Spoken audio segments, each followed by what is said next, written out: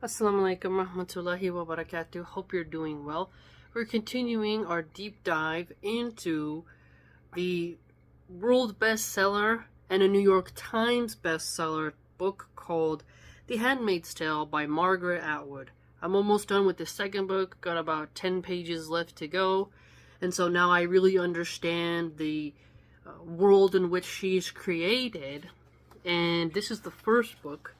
So I want to dig into this text because it's a cultural phenomenon at this point, and it is heavily cited in memes and commentaries, and it's often used to slander Christians and Muslims from what I have seen.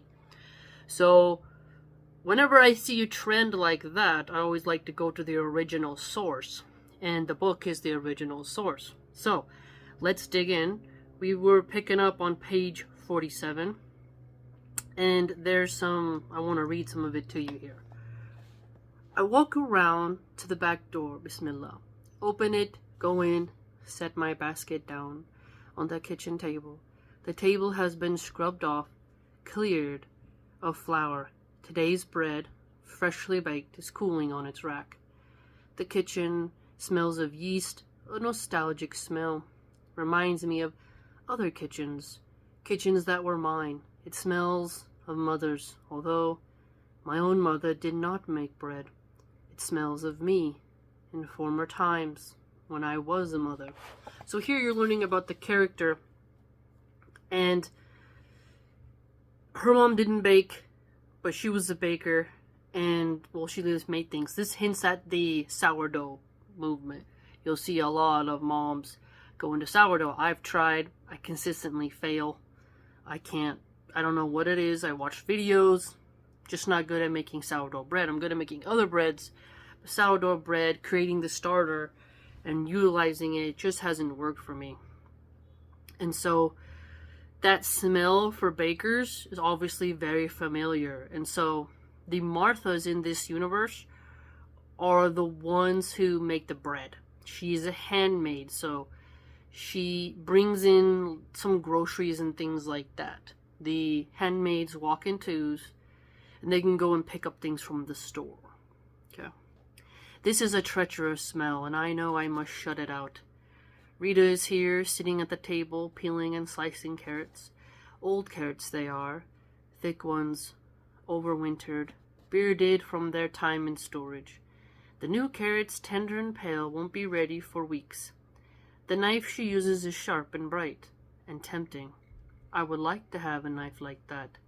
So here, the author does a very unique touch by showing you the cynical, nihilistic, pessimistic thoughts of the handmaids.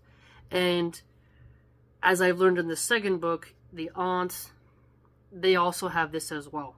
Okay, so dark thoughts that to unaliving themselves. The author wants you to understand how miserable the handmaids are in the Ghalid society. And the handmaidens, their rooms are stripped of things that will allow them to eliminate themselves. And here, so in this society, they make it hard for women to escape this life. Okay. So items are removed to where they could do that, although we learn there's a lot of ingenious ways they go about finding a way to do it. Okay. Because they don't want to be sent off to the colonies, and there's very brutal interrogations done by the eyes, and some aunts do it. Aunt Vidala, she does some type of interrogations, and as we learned in the earlier sections, this is something routine that happens. So if you have an infraction, it can get really, really bad. And so some people would rather eliminate themselves by their own hands rather than be taken to the interrogation. So that line right there plays a key role into understanding the character's mindset, but also the women of Ghalid's mindset. Rita stops chopping the carrots, stands up, takes the parcels out of the basket. Almost eagerly, she looks forward to seeing what I've brought. although she always frowns while opening the parcels. Nothing I bring fully pleases her. She's thinking she could have done better herself. She would rather do the shopping, get exactly what she wants. She envies me the walk. In this house, we all envy each other something. So here, you're seeing the strict roles that everyone plays. Marthas don't go really on these walks. It's the handmaids who get to go out. But it's something exciting. They don't really have a lot of action and entertainment in Gilead. So, getting to see the groceries is exciting. I think as a grocery day is my favorite day. I love to go to the grocery store. We get the week's groceries. I get really excited. There's been times I write lists, and if I'm not feeling well, I'll send my husband and the children, and I get really excited looking at what they brought. And then sometimes they bring the wrong thing, and you're like, oh, I could have selected. When you go as a mom, you're like, okay, you're looking at the apples. You want to make sure you pick the nicest ones. This is part of the fun part of shopping. Inspecting, which bell pepper looks the greatest, not looking for any defects, So you can connect with Rita's personality here as a Martha. It's fun. And when she mentions we all envy each other over something, each person has a privilege that the other doesn't really have. In the second book, the character Agnes actually admires and wants to cook like the Marthas do, but it's not really the wife's because she's not married yet, but she was supposed to become a wife, later becomes an aunt. But it's not the wife's jobs to cook. It's the Martha's jobs. So the husbands wouldn't approve of the wife's cooking because it's a Martha job. So if you like cooking and you can't cook, you would envy something. And then being able to walk around is nice, Because remember, they are in a safe zone. In other parts, there's still wars going on. So being able to walk in a safe community that looks quite beautiful would be nice, because as we've learned in Gilead, the wives have very nice gardens. So it's not like they're in a disheveled area. They've got oranges, I say, at Milk and Honey. Now, at Milk and Honey, these are names. Like, there's All Flesh. They got very funny names for their stores. But that's a store. There are still some left. Now, oranges play a key role in this book and in the second, which is kind of funny. I hold out this idea to her like an offering. I wish to integrate myself. I saw the oranges yesterday, but I didn't tell Rita. Yesterday, she was too grumpy. I could get some tomorrow if you'd give me the tokens for them. So they have these tokens that they exchange. It's a cashless society. I hold out the chicken to her. She wanted steak today, but there wasn't any. Rita grunts, not revealing pleasure or acceptance. She'll think about it. The grunt says, in her own sweet time. She undoes the string on the chicken and the glazed paper. She prods the chicken, flexes a wing, pokes a finger into the cavity, fishes out the giblets. The chicken lies there headless and without feet, goose pimpled as though shivering. And so the author is very descriptive here. You can picture it. The character is a very observant character. And you can see how when someone is deprived of a lot of stimulation, you go to downtown New York City, there's flashing lights, your mind actually cancels out a lot of that. And you're more myopic in your view, you're more focused, right? You're pushing everything out. But if you're in a rural area, you actually pause and notice things more. I'm sure you've heard of stop and smell the roses. But in New York City, you're walking fast, Get moving, get where you gotta go. Pay attention. Boom, boom, boom. Fast, fast. Go, go. But slowing down, you actually appreciate things. And so as a handmaiden, she doesn't have TV. They're not allowed to read or write. There's no video games. She's mostly in her room. So she has time to just look at things and think. Bath day, Rita says, without looking at me. Cora comes into the kitchen from the pantry at the back, where they keep the mops and brooms. A chicken, she says, almost with delight. Now you can see the contrast between Cora and Rita. Cora is like way more enthusiastic, like chicken, and like Cora and Rita are a little bit opposites. Rita is not too fond of the handmaid, our main character, but Cora is very sympathetic and is hoping for a child. Scrawny, says Rita, but it'll have to do. There wasn't much else, I say. Rita ignores me. Looks big enough to me, says Cora. Is she standing up for me? I look at her to see if she would smile. But no, it's only food she's thinking of. She's younger than Rita. The sunlight, coming slant now through the west window, catches her hair, parted and drawn back. She must have been pretty, quite recently. There's a little mark, like a dimple in each of her ears, where the punctures for earrings have grown over. So here, the author, through the character, hints at the former lives of the women. The women are not allowed to wear that kind of jewelry anymore. There's no nail polish. There's no lipstick, stuff like that.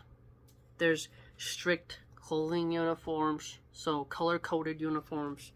So the author wants you to kind of reminisce on the freedoms of expression that the women had and how they're living in a totalitarian society where that type of adornment is stripped. But yet, there's these shadows of what they used to have. Okay? And so, that was something interesting I wanted to share with you there. Now, this is more on page 50 about her life and, you know, who she was and about her room, okay? My room then, there has to be some space finally that I claim as mine, even in this time. I'm waiting in my room, which now is a waiting room. When I go to bed, it's a bedroom. The curtains are still wavering in the small wind. The sun outside is still shining, though not in through the window directly. It has moved west. I'm trying not to tell stories, or at any rate, not this one. Someone has lived in this room before me, someone like me, or I prefer to believe so. So remember, the handmaidens, they get switched around. Okay? There's one called Commander Judd in the second book. He had like 5 different handmaids. And they keep getting passed around until they produce children. And if they're bad, they're hung on the wall, executed, sent to the colonies where there's like all this toxic waste. And here, you know, she's right that someone has lived in the room before her. Someone like her, yes, a handmaiden. So the room is like yours, but it's not really yours because you'll be leaving it soon. So the character is going through like, do you make it your own while you have it, or do you always treat it like you would a motel or hotel room? But this also hints at how us women nest. We make our homes our homes. Think about how you feel when you've been out busy, hustling and bustling, paying bills, right? You're going with your husband to pay bills. Hopefully he's paying your bills. And, you know, you're out, traffic, going on the freeway. You finally come home, take off your shoes, and then, you know, change out of your Islamic clothing, and you're in your comfy house dress or your comfy pajamas, and it just feels so good to be in your nest, your home. That feeling of like, this is my area, is something very feminine, something very territorial and primal, you know.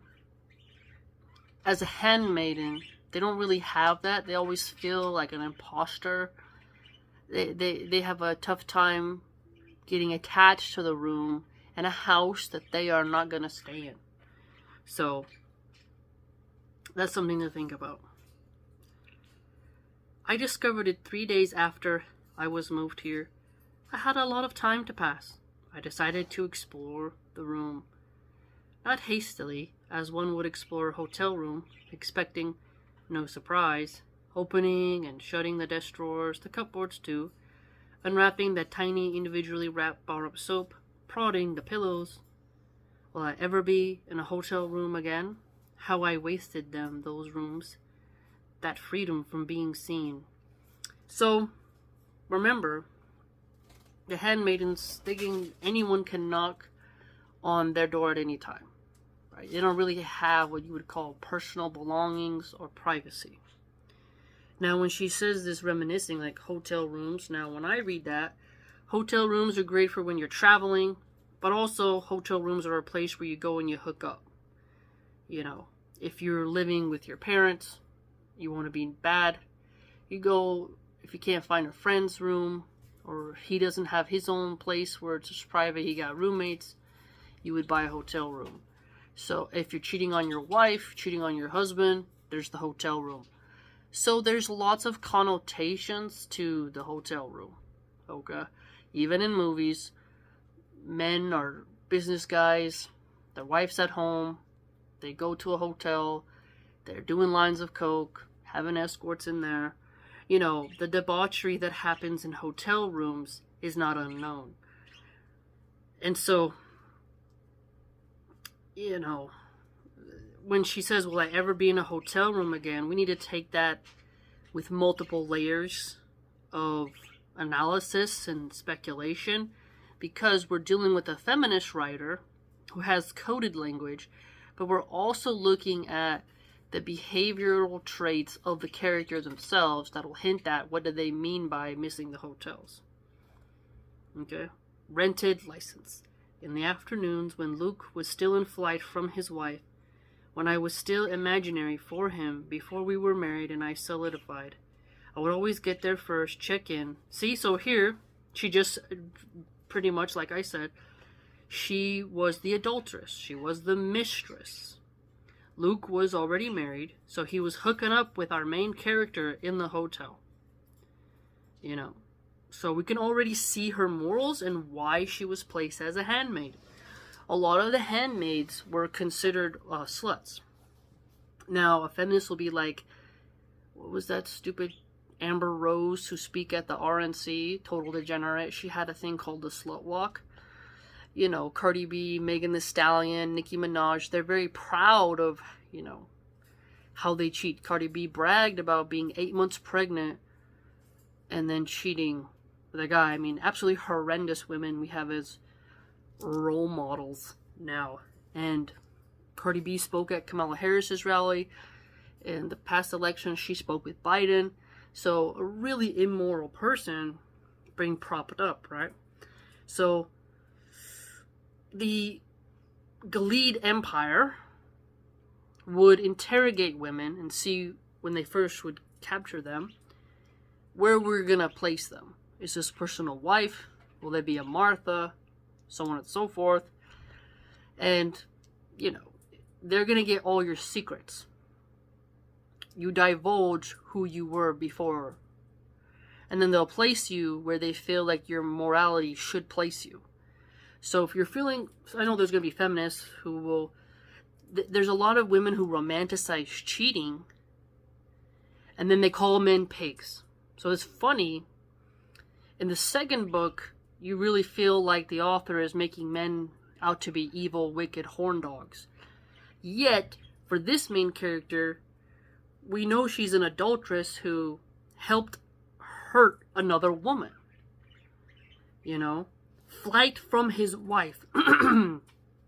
This guy, Luke could have divorced his wife, been honorable, and then decided to go on out with this woman. No, he was still married. Okay? And she knew he was married, and he helped, to hurt his wife by cheating, and our main character had zero sadness of the woman she was hurting by hooking up with her husband in the hotel. It's really quite degenerate. So for me, yeah, you got placed where you were supposed to be. Okay. It wasn't that many times, but it seems now like a decade, an era. I can remember what I wore, each blouse, each scarf. I would pace, waiting for him. So see, she's kind of making it exciting. The Telegraph on Instagram will often make adultery actions by women romanticized. and how exciting it was. You'll see tons of degeneracy encouraging women, not explaining the risks, not calling them to moral behavior, but telling them, risk catching an STD, risk getting pregnant, and then they encourage abortion, like all the consequences. Not to mention, if the woman finds out, she could harm you, right? Not every woman is gonna take cheating with a smile, Could just be polygamous, have a halal polygamous marriage. But no, these people, they just want to fornicate and cheat. And feminists encourage this. They often forgive the woman for cheating and say, why are you always blaming the woman for cheating? Why you don't blame the man who was married? You blame both. But they always try to get the woman off. So here you can see how she's like pacing, showing the excitement. It reminds me of Anna Karenina, the character in Leo Tolstoy's book. How exciting it was for those two to elope. Turn the television on and off, dab behind my ears with perfume. Opium it was. It was in a Chinese bottle, red and gold. I was nervous. How was I to know he loved me? It might be just an affair. Why did we ever say just? Though at that time, men and women tried each other on, casually, like suits, rejecting whatever did not fit. So this is very disgusting, whorish behavior. Just really look at how that is. It's a poetic way to write something nasty. Let's put it that way. Trying each other on and rejecting. It's like casual hookups. Hookup culture has caused a lot of men to become more reluctant to wait for intimacy, and has pushed women to give it up by the third date, thus increasing women's body counts and the attachment issues they develop over time, and the mental illness that develops from being rejected and recycled and passed around, and also the viciousness that comes with being a Jezebel. It's a very occultic, cutthroat way to be. It's very sick. And so, if you see the morals of the character here, she says, how was I to know he loved me? So, at this time, she's just letting him rail her with no true sign of commitment. So, she is very easy. Okay? He's not like he says, I love you, we're gonna get married someday. She's totally fine with just making it casual hookups, which is even worse. Okay? Cheating is bad, but it's even worse when you're not trying to look for something real. You're not monkey branching into a new relationship, because women will monkey branch. She's just really like, I'm fine if he just wham bam, thank you ma'am, see you next time, hit it and quit it, say you never did it. You can see the morality of our character here. The knock would come at the door. I'd open with relief, desire. Again, romanticizing cheating. She's putting in the pause, the tension, the connection. Okay? And it's like I said, it's very funny how women write about adultery when they are the mistress. But they cry all these salty tears, these tequila tears, when their husband has an affair on them, or when their husband wants a second wife. It's so bizarre. It's very strange. Very strange. He was so momentary, so condensed, and yet there seemed no end to him. We would lie in those afternoon beds, afterwards hands on each other, taking it over. Possible, impossible. So, possibly to be together, impossible, probably not. And see, she's making the cuddling afterwards so sensual. Okay?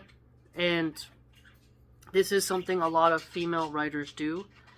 And I think that if we women were able to just really have the shame on women again, and really show how disgusting it is for someone to knowingly sleep with a married man, then we would have more of shame culture back, right?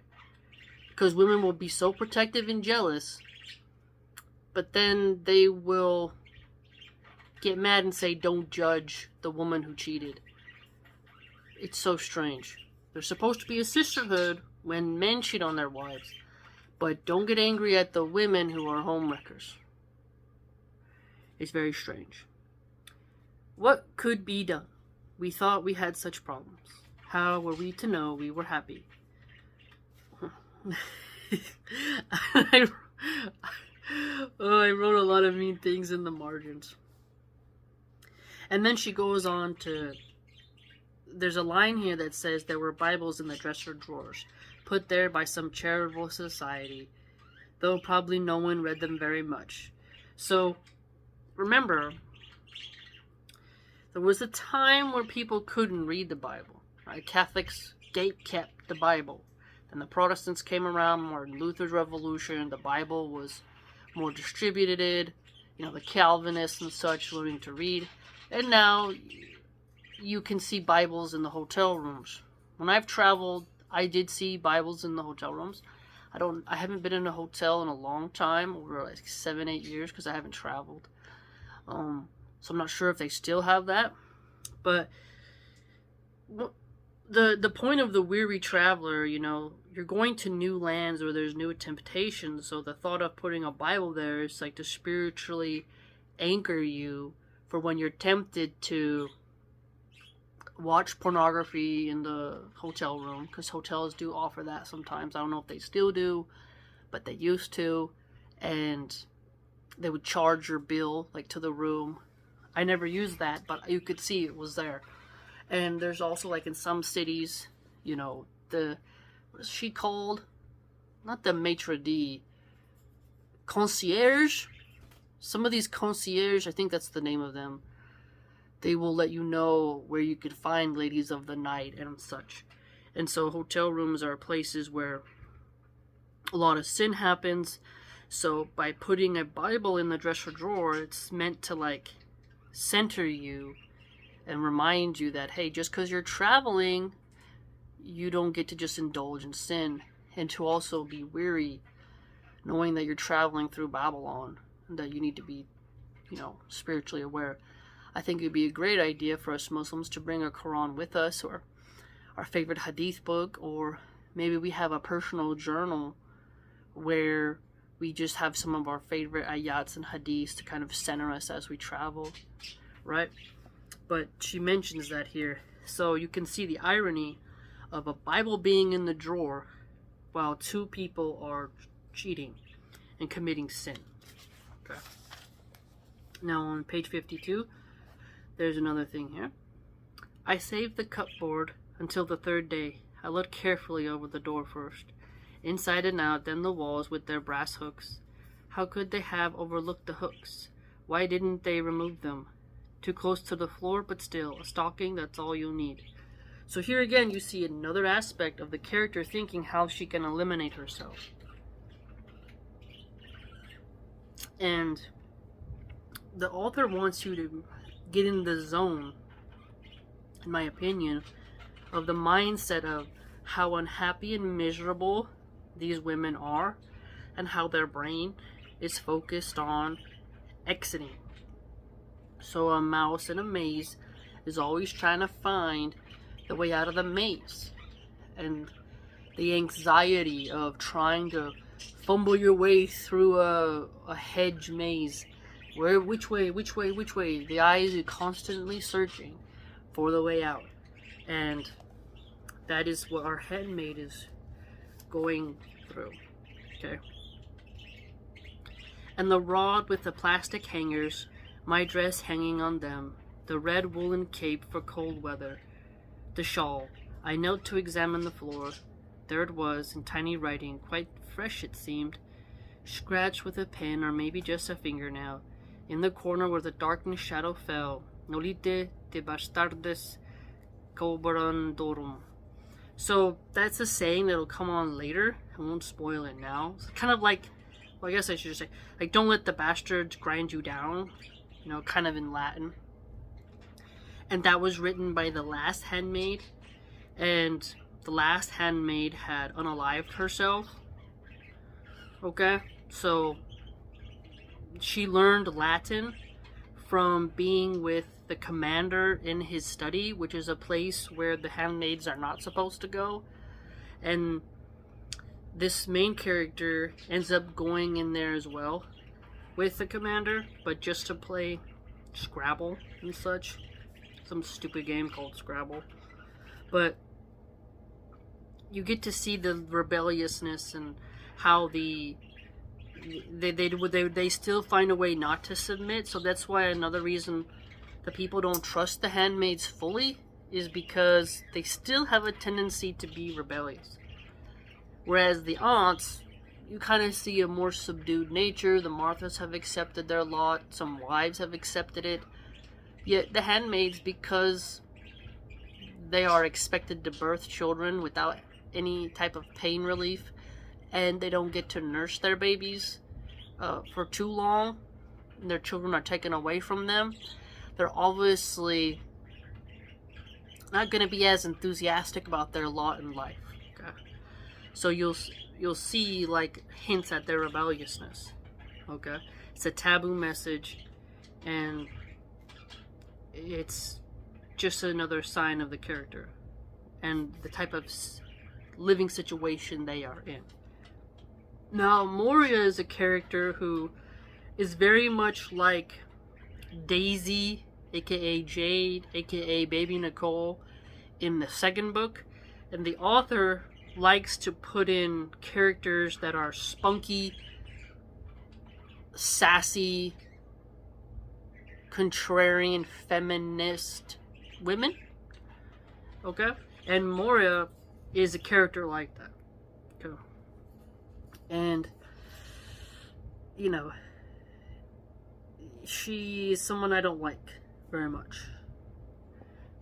She kind of reminds me of Ellie from The Last of Us, but I thought Ellie was okay, like in the second series, right? But you know, it's just a little different.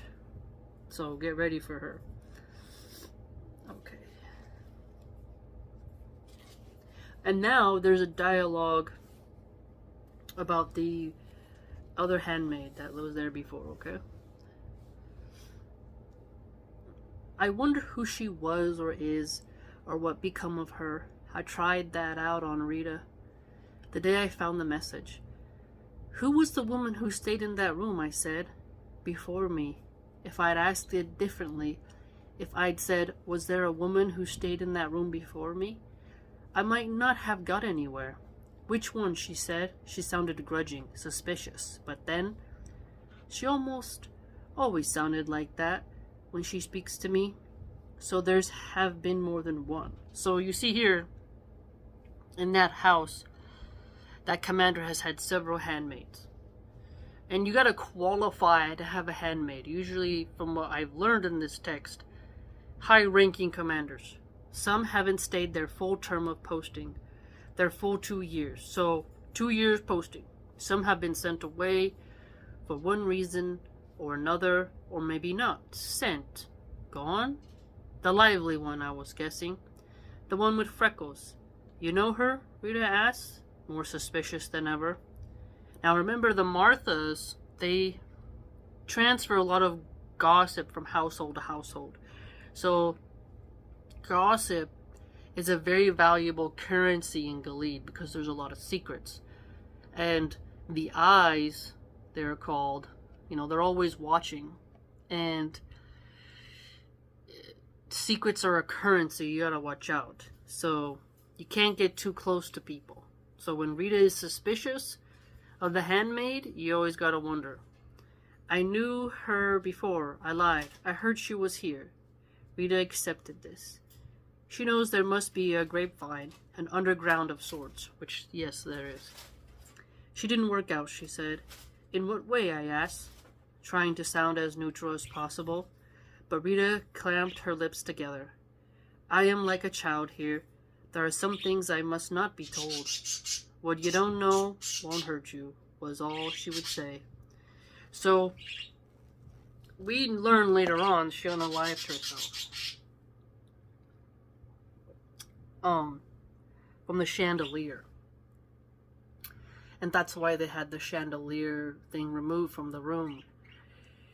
So, you know, a lot of the handmaids, if they do something bad and the wife reports them, the angels show up with a black van and they'll whisk the handmaids away.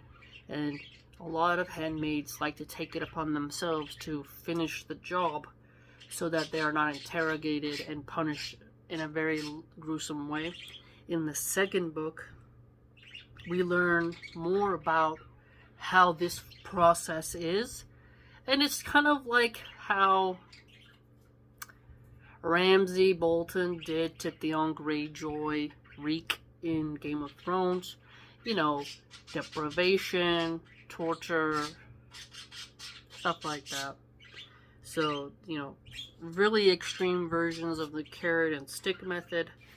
That's in this book as well, which hints historically at like the Gestapo, the gulags, secret police.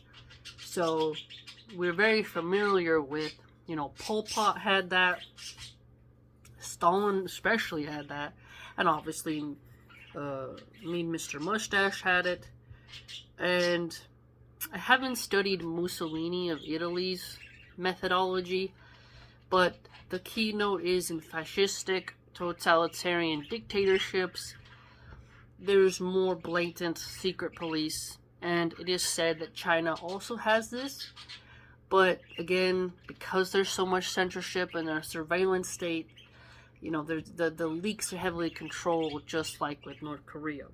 But the author has put the character of the eyes there to kind of remind us of why the characters are not super go-lucky with each other. They don't form these special bonds. Because the closer you get to someone, the more secrets you'll divulge, and it can put you at risk. So if you speak against the regime, then you're gonna be whisked away. So the handmaids, because they're in such a desperate position, and there's the Mayday Operation infiltrators who are in the lead, people are very cautious because you could be guilty by association, and then you'll be whisked away as well. So it's very important to remember that, okay? So in case you're wondering why the characters aren't like, I love you so much, this is why. It's a low trust society, high suspicion, okay? And then here on the other page is something I wanted to share with you, page 55. It's warm for this time of year. Houses like this heat up in the sun. There's not enough insulation.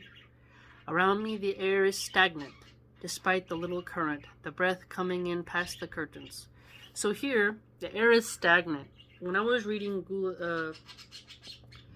Alexander Solzhenitsyn's The Gulag Archipelago, one of the Gulag's problems that was like very tormentive was the fact that the air was stagnant and scabies were transferred, sweat, you know, the stench of unwashed people pushed into a room.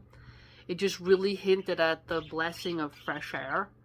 And then also, I was reading a lot about Benjamin Franklin's writing, and he came up with the germ theory and said, you know, even in the winter, when you need to have the window cracked a little bit to let some of the air circulate, so fresh air, because that stagnant, cramped up air, it's not really healthy for the humans, and you need to have a consistent fresh air. I myself, I will become, the word isn't, claustrophobic is when you're in a small space. But if I don't have a window cracked, I'm a person who always likes the windows open, but when the chill is in, I need to have still a crack open. I need to have fresh air. I have the fan on in the night when I sleep. Air must flow. Okay? So, I think if you're like me, and you don't like stagnant air, when you read about the conditions of the handmaiden, being in a room that's muggy and stale and the air is stagnant, you can see the discomfort here. Because it's really relaxing to be able to, you know, sit and read while there's a great breeze, isn't it? That caressing breeze is very therapeutic. I like to be able to open the window as wide as it could go. Soon we'll be allowed to change into summer dresses. So here you see how the window obviously cannot be made all the way open, because this would allow them to escape in the dead of night and allow men to go up into their room, or the smuggling of sharp objects. Just wouldn't work. Just would not work. The summer dresses are unpacked and hanging in the closet, 2 of them, pure cotton, which is better than synthetics like the cheaper ones. Though even so, when it's muggy, in July and August, you sweat inside them. No worry about sunburn, though, said Aunt Lydia. The spectacles women use to make out themselves. The spectacles women used to make of themselves. And so, here you begin to see Aunt Lydia. I liked Aunt Lydia in this book. In the second book, I take a different approach to Aunt Lydia because she turns out to be a, spoiler alert, she's an infiltrator for Mayday. You can understand why, but she ends up helping to destroy Gilead. So, I didn't expect that twist. So, now when I read these sayings from Aunt Lydia, I'm like, oh, but she tried to make Gilead good, but the men were so corrupt, according to the author, right? And so when she says here, the spectacles women used to make of themselves. So this is hinting at, to me, the insult to Islamic modesty, because it's really an interesting thing as an American revert, how you're so used to the hedonism and nudity that you almost don't even realize how depraved you are. And then when you become more spiritual, you begin to have a sense of shyness. You want to cover, and you don't really seek out the male gaze because you're not in a whorish mindset. And there's different types of women who seek attention. But if you look at women who do beauty pageants and swimsuit contests, when they walk, they're really confident. And they're very self-centered, very vain, really attached to the body and the flesh. And their ego is so impenetrable at that time that they really do call themselves goddesses. And, the way they treat men and uglier women, it just shows you how beauty can make a lot of women nasty. And so when women are making a spectacle of themselves, like Megan Thee Stallion was twerking for a presidential rally for Kamala Harris, and you're just like, why are they acting like that? And if you just see how it's hard, back in the day when a woman dressed really promiscuous, you would know she was a hooker or a prostitute. But now you have regular women, dressing almost identical to what we would have thought was a hooker. And then you see the more hood rats, we call them, the hood rats. They're with their booties out and their cleavage showing, walking around the hood and at night in high heels. And you're just like, wow, that's really sad.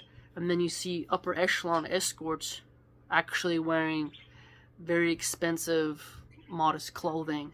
And you're like, wow, the worlds are switching, So when we read a line like the spectacles women used to make of themselves, we must remember the author's intentions and also the world that she has created.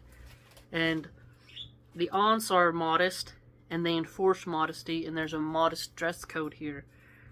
And so when I see this, I say to myself, women shouldn't make a spectacle of themselves.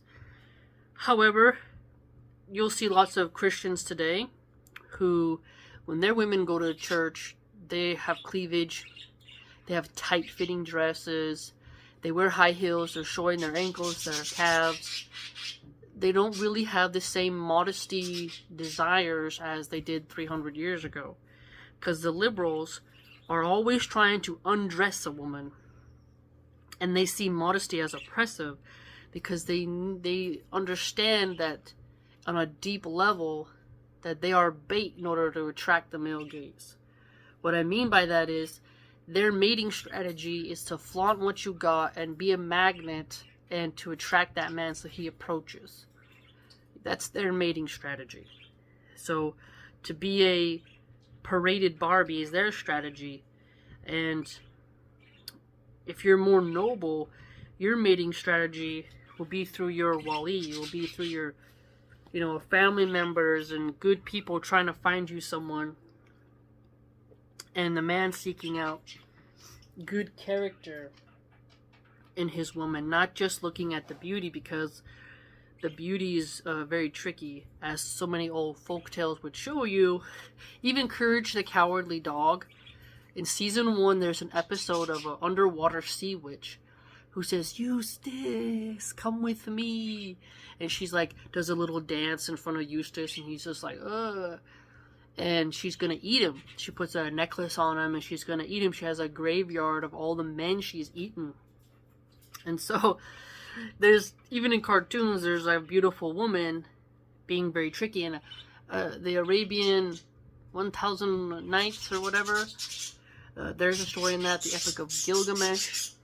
The Epic of Gilgamesh has lots of folktales. I mean, it's understandable. I mean, even in Game of Thrones, when the Unsullied, one of the Unsullied was in Marine, going to a brothel, they're eunuchs, they can't do much.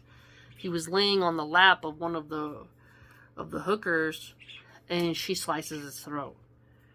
Right? And she works for the Sons of the Harpy. And they're rebelling against Daenerys Targaryen's reign. So, even in past folktales, present cinema, the beautiful woman can be very deadly. And they make a spectacle of themselves in order to attract the bait. Gold diggers, beauty pageants, a lot of men fall for this. So, some women, they feel threatened if you tell them to cover up, because that's the only mating strategy they've been taught. That you have to show the goods in order to get the man. That's the only strategy they've been taught. So we have to understand, she's coming from a liberal feminist perspective, but we must counter it with a more Islamic approach. Oiling themselves up like roast meat on a spit, and bare backs and shoulders, on the street, in public, and legs. Not even stockings on them. No wonder those things used to happen. Okay, so stockings was popular. I was put to wear tights when I would get in a poofy flower dress for church. And I always thought that was cute. But obviously our Islamic clothing is better because it goes all the way to the ankle, And you can wear underpants as well. But I would say in my grandma's generation, skirts went, to the thigh, to the calf, never above the knee, and they wore black stockings. Okay. And that was just what they did. And that was at least covering up some of the allure, although, form-fitting is form-fitting. Things, the word she used, when whatever it stood for was too distasteful or filthy or horrible to pass her lips. A successful life for her was one that avoided things, excluded things. Such things do not happen to nice women, and not good for the complexion, not at all, wrinkle you up like a dried apple. But we weren't supposed to care about our complexions anymore. She'd forgotten that. And so, when it says such things don't happen to nice women, this hints at the feminist notion of victim blaming. It is true. Both can be true, okay? I've read crimes, because I watch a lot of true crime and stuff like that, where it's a literal corpse and a man will do something. Crimes where men are doing things to dogs, to sheep, okay? Orangutan, there was a crime story. Guy did something, it's horrible, okay? There's been so many crimes now for some reason on infants, toddlers. So yes, there are wicked men that it doesn't matter what you wear or who you are. He is a predator. But we can also say that smoking a blunt, wearing booty shorts and high heels, imitating, wearing the uniform of a hooker, and walking in dangerous communities where men are also high and have thug values, that is not the safest thing. Right? I recall there was a sad story in the UK where a girl was drunk, passed out on a bench, and a man put his you-know-what in her mouth until she gagged and died. So he R-worded her orally until, I think it's asphyxiation. You know, very sad news story coming out of the UK. You know, a more moral society would be, you see someone passed out drunk, you would call the authorities so that they can help her, and that she would have more common sense than to get drunk and walk around aimlessly, but also that she would have friends who cared about her, who would make sure she got home safely. Okay? So, getting drunk and passing out on a bench is not safe, even though you wish, you know, you could leave a golden Rolex in the middle of the town center and no one would steal it, right? What is that scene in The Gangs of New York where the butcher, he says, if I put my watch in the middle of here, no one's gonna take it because they know it's mine. And that's not because it's a good society, but because they fear him. Bill the Butcher was his name, I think. You know, that's a different thing. And I think there was a story about where Gaddafi was able to put something and no one would take it. I can't recall. It was like a week ago where I was watching a documentary about him. But again, one thing I've learned as I got older is you need to avoid certain situations. That's why Islam is smart when it says no free mixing with men, because sorry, but there's always going to be a predator amongst men. You can't help it. That's just how it is. That's the world we live in. You could walk in a room with there's a bunch of cobras on the floor. Maybe as you walk 3 or 4 feet, none of them are going to strike, but there's going to be one, because that's the nature of the cobra.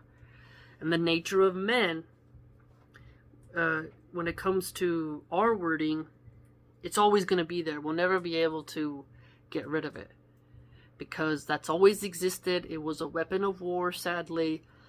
And if you just look at the crime statistics and how many women don't report and what men do to other men in prison, this is something in them. And you have to be wary of that. And, you know, when she says here, it's like this feminist are like, oh, if you were just proper and you wouldn't address that way, this man wouldn't have done that to you. And that's not what we mean. You can teach your daughters to have common sense. Don't get in the car with strange men. You don't, like, you shouldn't be drinking in bars. But a lot of women get roofied. There's men will put stuff in their drink. The whole point of a man getting you drunk is so he can get into your pants. And there's so many men who feel entitled. Hey, I bought you a drink, I'm owed this. And they can be charismatic, they can be charming, but alcohol is called a spirit. And when people get liquored up, they change into different people. Some say alcohol reveals who you really are, because the facade is taken. Others say it makes you into a person you're not. So it depends on what approach you come to. So, remember, when we read a line like that, she means it as like, oh, religious people are very ignorant. They don't understand that all women can be victims of this. But I would turn back and say, we need to teach girls common sense. And there's nothing wrong, in my opinion, of warning them about the nature of men. And when you say, you know, some men, obviously, we're not saying all men, but the data is there. The amount of men who are older. I remember I read a case. There was a woman who had dementia. She was like 70 years old, and a guy R-worded her. She's 70 years old. She's not attractive. She has dementia. And a man still was able to do that. So, no matter which way you square it, little boys, animals are not spared from those predatory men. And when you break the truth to the young bucks and let them, you have to tell teenage boys as well. You know, Drake, who did Drake and Josh from Nickelodeon, All Quiet on Set, was a documentary on HBO. And I used to watch Drake and Josh growing up.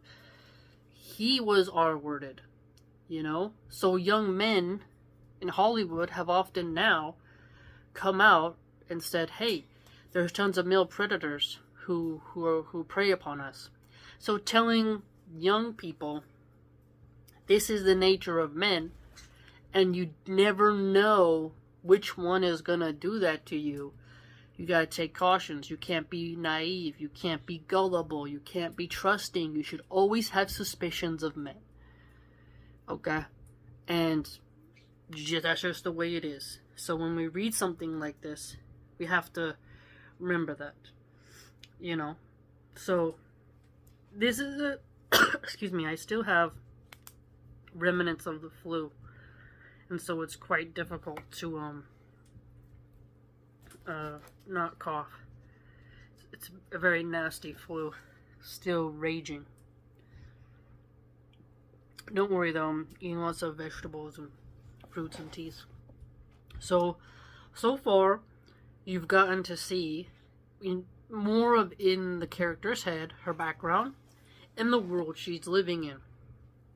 And more about the writing style of the author. Okay?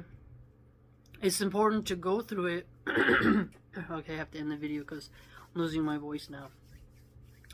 But you get to see the suffering, the details that add a layer of scene that allow you to put yourself in the shoes of the character, which is a very potent writing style, and it's a very descriptive writing style.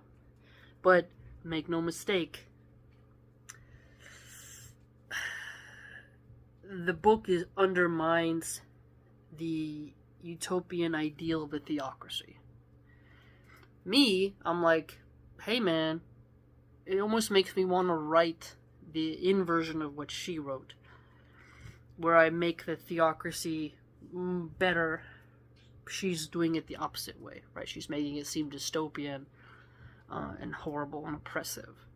And she's totally ignoring how damaging it is to have hookup culture, to have so much single mothers, to have fathers who don't want to commit and raise their kids, you know, to have a godless society, and without God everything is permissible. You know, she's ignoring that part. She has an agenda.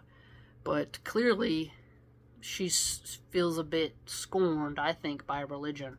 So I'm not surprised that she has this view.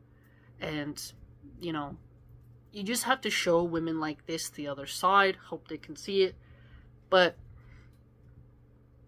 it's still important to promote modesty, but she promotes modesty as an oppressive force. And she really wants you to see the misery of the women in Gilead. You know. But also remember that low-ranking men, some of them aren't given wives.